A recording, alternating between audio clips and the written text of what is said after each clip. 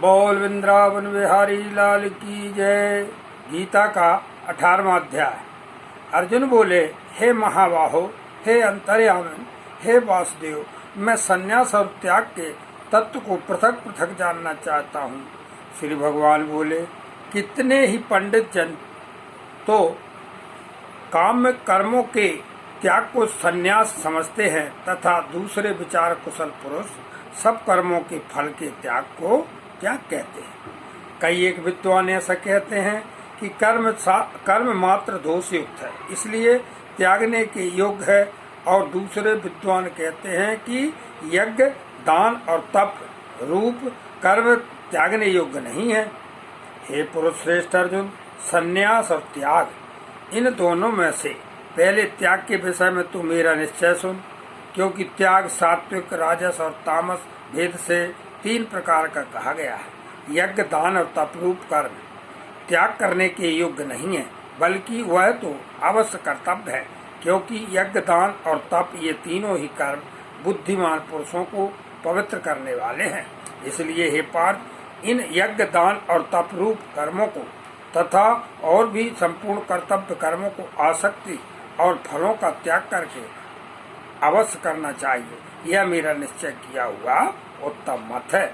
निषिद्धि और काम कर्मों का तो स्वरूप से त्याग करना उचित ही है, परंतु नियत कर्म का स्वरूप से त्याग करना उचित नहीं है। इसलिए मोह के कारण उसका त्याग कर देना तामस त्याग कहा गया है।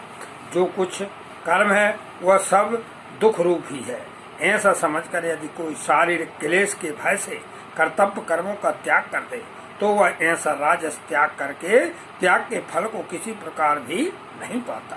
हे अर्जुन, जो शास्त्र वेद कर्म करना कर्तव्य है, इसी भाव से आसक्ति और फल का त्याग करके किया जाता है, वही सात्विक त्याग माना गया है।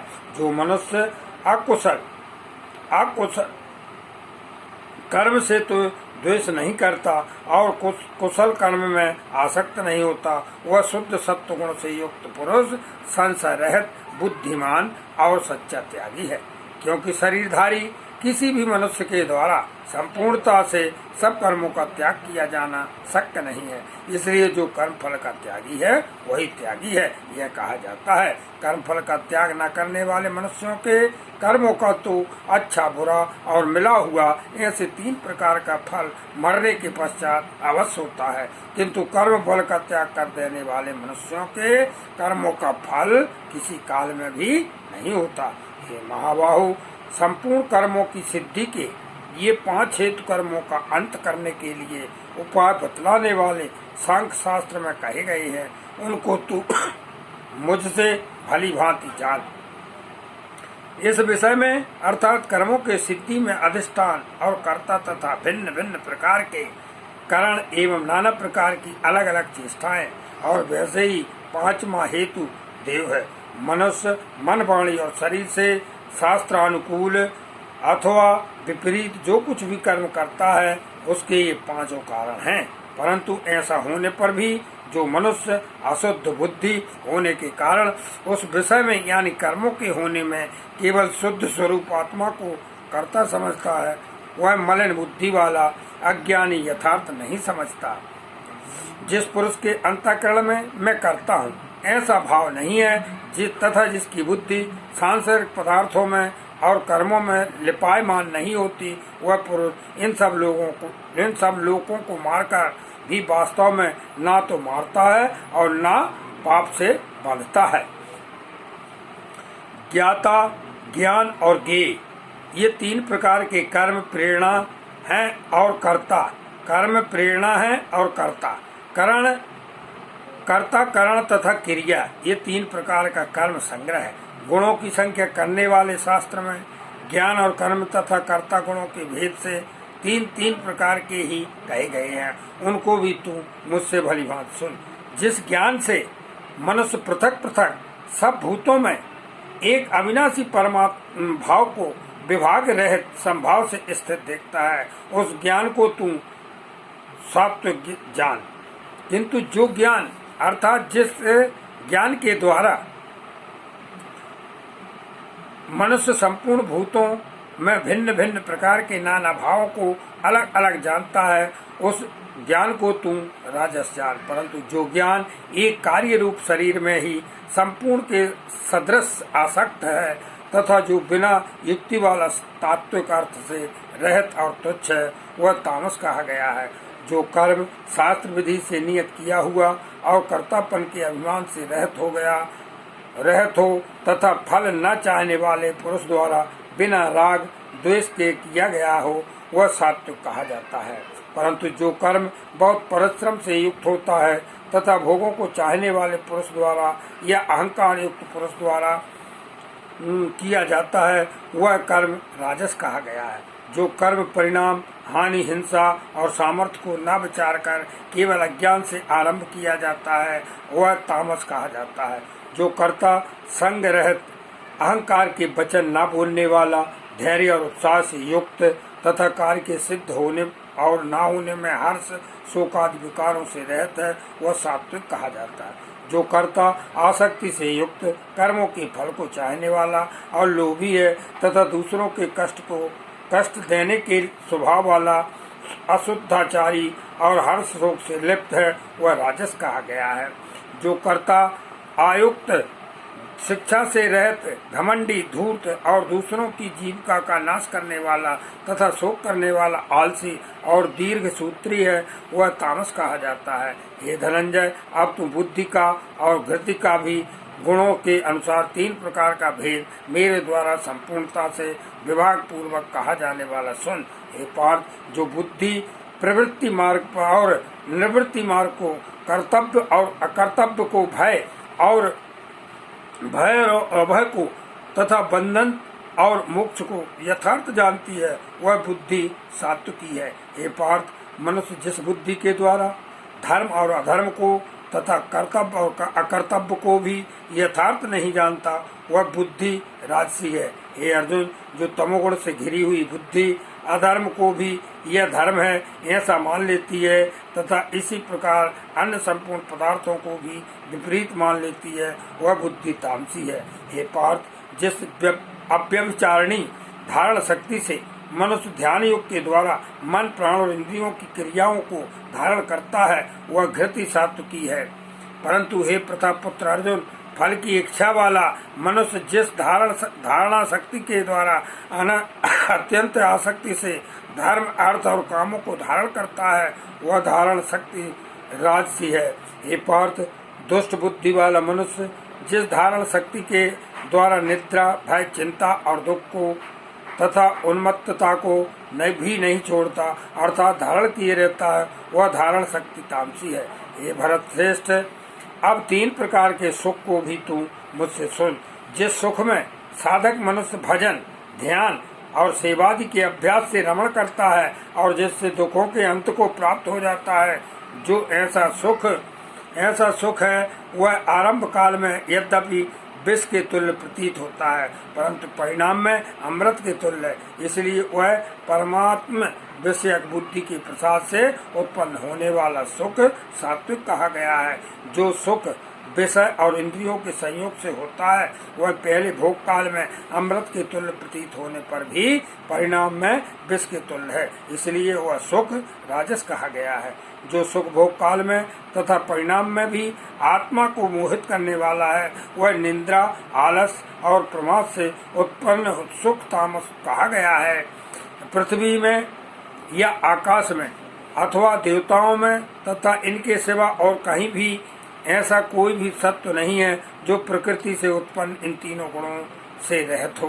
हे परंतप, ब्राह्मण, क्षत्रिय और वैश्यों के तथा शूद्रों के कर्म स्वभाव से उत्पन्न गुणों द्वारा विभक्त किए गए हैं। अंतःकरण का निग्रह करना, इंद्रियों का दमन करना, धर्म पालन के लिए कष्ट सहना, बाहर भीतर से शुद्ध रहना, दूसरों के अपराधों को क्षमा करना, मन, इंद्रिय और शरीर को सरल रखना, वेद, शास्त्र, ईश्वर और परलोक आदि में श्रद्धा रखना, वेद शास्त्रों का अध्ययन, अध्यापन करना और परमात्मा के तत्व का अनुभव करना, ये सब के सब ही ब्राह्मण के सात्विक कर्म है। शूरवीरता, तेज, धैर्य, चतुरता और युद्ध में ना भागना, दान देना, स्वामी भाव, ये ये सब के सब ही क्षत्रिय के स्वाभाविक कर्म हैं। खेती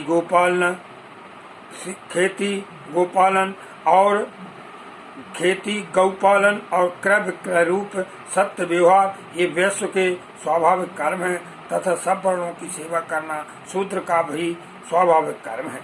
अपने अपने स्वाभाविक कर्मों में तत्पर से लगा हुआ मनुष्य भगवत प्राप्ति रूप परम सिद्धि को प्राप्त हो जाता है। अपने स्वाभाविक कर्म में लगा हुआ मनुष्य जिस प्रकार से कर्म करके परम सिद्धि को प्राप्त होता है उस विधि को तू सुन। जिस परमेश्वर से संपूर्ण प्राणियों की उत्पत्ति हुई है और जिससे यह समस्त जगत व्याप्त है, उस परमेश्वर की सब अपने स्वाभाविक कर्मों द्वारा पूजा करके मनुष्य परम सिद्धि को प्राप्त हो जाता है। अच्छी प्रकार आचरण किए हुए दूसरे के धर्म से गुण रहित भी अपना धर्म श्रेष्ठ है, क्योंकि स्वभाव से नियत किए हुए स्वधर्म रूप कर्म को करता हुआ मनुष्य पाप को नहीं प्राप्त होता। अतः हे कुंती पुत्र, दोष युक्त होने पर भी सहज कर्म को नहीं त्यागना चाहिए, क्योंकि धुएं से अग्नि की भांति सभी कर्म किसी न किसी दोष से युक्त है। सर्वत्र आसक्ति रहित बुद्धि वाला, स्पृहा रहित और जीते हुए अंतःकरण वाला पुरुष सांख्य योग के द्वारा उस परम नैष्कर्म सिद्धि को प्राप्त होता है, जो कि ज्ञान योग की परनिष्ठा है। उस नैष्कर्म सिद्धि को जिस प्रकार से प्राप्त होकर मनुष्य ब्रह्म को प्राप्त होता है, उस प्रकार को हे कुंती पुत्र तू संक्षेप में ही मुझसे समझ।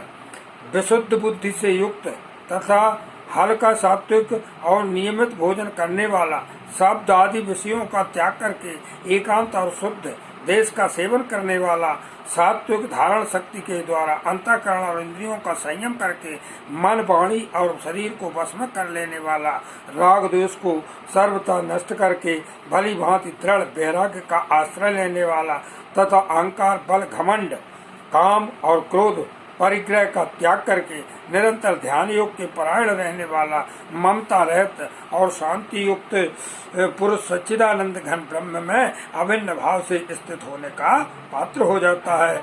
फिर वह सच्चिदानंद घन ब्रह्म में एक ही भाव से स्थित प्रसन्न मन वाला योगी न तो किसी के लिए शोक करता है न किसी की आकांक्षा ही करता है।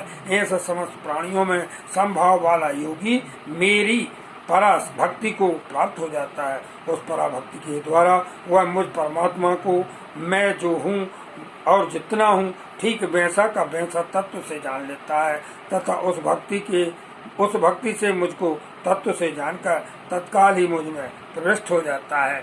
मेरे परायण हुआ कर्मयोगी तो संपूर्ण कर्मों को सदा करता हुआ भी मेरी कृपा से सनातन अविनाशी परम पद को प्राप्त हो जाता है। सब कर्मों को मन से मुझ में अर्पण करके तथा संबुद्धि योग को अवलंबन करके मेरे प्राण और निरंतर मुझ में चित्त वाला हो। उपयुक्त प्रकार से मुझ में चित्त वाला होकर तू मेरी कृपा से समस्त संकटों को अनायास ही पार कर जाएगा, और यदि अहंकार के कारण मेरे वचनों को न सुनेगा तो नष्ट हो जाएगा, अर्थात परमात्मा से भ्रष्ट हो जाएगा। जो तू अहंकार का आश्रय लेकर यह मान रहा है कि मैं युद्ध नहीं करूँगा, तो तेरा यह निश्चय मिथ्या है, क्योंकि तेरा स्वभाव तुझे जबरदस्ती युद्ध में लगा देगा।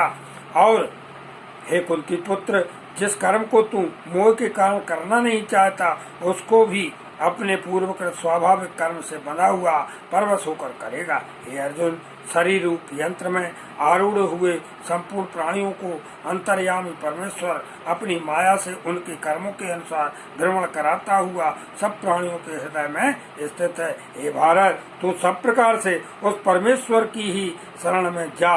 उस परमात्मा की कृपा से ही तू परम शांति को तथा सनातन परम धाम को प्राप्त होगा। इस प्रकार यह गोपनीय से भी अति गोपनीय ज्ञान मैंने तुझसे कह दिया। अब तू इस रहस्य युक्त ज्ञान को पूर्णता भली भांति विचार कर जैसा चाहता है वैसा ही कर। संपूर्ण गोपनीयों से अति गोपनीय मेरे परम रहस्य युक्त वचन को तू फिर भी सुन। तू मेरा अतिशय प्रिय है, इससे यह परम हितकारक वचन मैं तुझसे कहूँगा। हे अर्जुन, तू मुझ में मन वाला हो मेरा भक्त बन, मेरा पूजन करने वाला हो और मुझको प्रणाम कर। ऐसा करने से तू मुझे ही प्राप्त होगा, यह मैं तुझसे सत्य प्रतिज्ञा करता हूँ और कहता हूँ, क्योंकि तू मेरा अत्यंत प्रिय है। संपूर्ण धर्मों को अर्थात संपूर्ण कर्तव्य कर्मों को मुझ में त्याग कर तू केवल एक मुझ सर्वशक्तिमान सर्वाधार परमेश्वर की ही शरण में आ जा। मैं तुझे संपूर्ण पापों से मुक्त कर दूंगा, तू शोक मत कर। तुझे यह गीता रूप रहस्यमय उपदेश किसी भी काल में ना तो तप रहित मनुष्यों से कहना चाहिए, ना भक्ति रहित से और ना बिना सुनने की इच्छा वाले से ही कहना चाहिए, तथा जो मुझ में दृष्टि रखता है उससे तो कभी भी नहीं कहना चाहिए। जो पुरुष मुझ में परम प्रेम करके इस परम रहस्य युक्त गीता शास्त्र को मेरे भक्तों में कहेगा, वह मुझको ही प्राप्त होगा, इसमें कोई संदेह नहीं है। उससे बढ़कर मेरा प्रिय कार्य करने वाला मनुष्यों में कोई भी नहीं है, तथा पृथ्वी भर में उससे बढ़कर मेरा प्रिय दूसरा कोई भविष्य में होगा भी नहीं। जो पुरुष इस धर्म में हम दोनों के संवाद रूप गीता शास्त्र को पढ़ेगा, उसके द्वारा भी मैं ज्ञान यज्ञ से पूजित होऊंगा, ऐसा मेरा मत है। जो मनुष्य श्रद्धा युक्त और दोष दृष्टि से रहित होकर इस गीता शास्त्र का श्रवण भी करेगा, वह भी पापों से मुक्त होकर उत्तम कर्म करने वालों के श्रेष्ठ लोगों को प्राप्त होगा। हे पार्थ, क्या इस गीता शास्त्र को तूने एकाग्र चित्त से श्रवण किया, और हे धनंजय, क्या तेरा ज्ञान जनित मोह नष्ट हो गया? अर्जुन बोले, हे अच्युत, आपकी कृपा से मेरा मोह नष्ट हो गया और मैंने स्मृति प्राप्त कर ली है। अब मैं संशय रहित होकर स्थित हूँ, अतः आपकी आज्ञा का पालन करूँगा। संजय बोले, इस प्रकार मैंने वासुदेव के और महात्मा अर्जुन के इस अद्भुत रहस्य युक्त रोमांचकारक संवाद को सुना।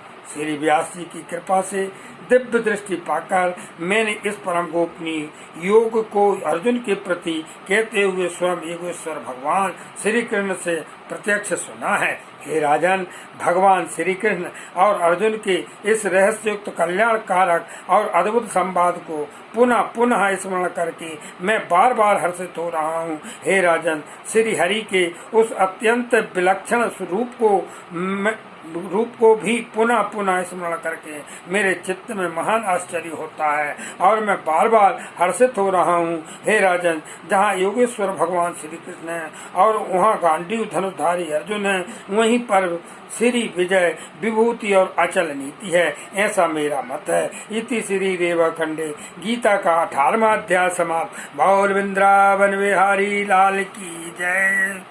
श्रीमद् भगवत गीता में आनंद चित्त घन षडेश्वर्य पूर्ण चराचर बंधित परम पुरुषोत्तम साक्षात भगवान श्री कृष्ण की दिव्य वाणी है। यह अनंत रहस्यों से पूर्ण है। परम दया में भगवान श्री कृष्ण की कृपा से ही किसी अंश में इसका रहस्य समझ में आ सकता है। जो पुरुष परम श्रद्धा और प्रेममय विशुद्धि भक्ति से अपने हृदय को भरकर भगवत गीता का मनन करते हैं, वे ही श्री भगवत कृपा का प्रत्यक्ष अनुभव करके गीता के स्वरूप को किसी अंश में झांकी कर सकते हैं। अतएव अपना कल्याण चाहने वाले नर नारियों को उचित है कि वे भक्तवार अर्जुन को आदर्श मानकर अपने में अर्जुन के से देवी गुणों का अर्जन करते हुए श्रद्धा भक्ति पूर्वक गीता का श्रवण मनन अध्ययन करें एवं भगवान की आज्ञानुसार यथा योग्य तत्परता के साथ साधन में लग जाएं। जो पुरुष इस प्रकार करते हैं उनके अंतःकरण में नित्य नए परमानंददायक अनुपम और दिव्य भावों की स्फुरणाएं होती रहती हैं तथा वे सर्वथा शुद्धाकरण होकर भगवान की अलौकिक कृपा सुधा का रसास्वादन करते हुए शीघ्र ही भगवान को प्राप्त हो जाते हैं। बोल वृंदावन बिहारी लाल की जय। हरि ओम तत्सत, हरि ओम तत्सत, हरि ओम तत्सत, हरि ओम तत्सत, हरि ओम तत्सत। जय भगवत गीते मैया, जय भगवत गीते। हरि कमल बिहारिणी सुंदर सुपनीते। जय भगवत गीते। कर्म सुमर्म प्रकाशिनी कामा शक्ति हरा मैया कामा शक्ति हरा। तत्व ज्ञान विकासिनी तत्व ज्ञान विकासिनी विद्या ब्रह्म पढ़ो। जय भगवत गीते। नेचल भक्ति विधायिनी निर्मल मलहारी मैया निर्मल मलहारी। रह शरण रहस्य प्रदायन सब विधि सुखकारी। जय भगवत गीते। राग द्वेष विदारिणी कारिणी मोद सदा मैया कारिणी मोद सदा।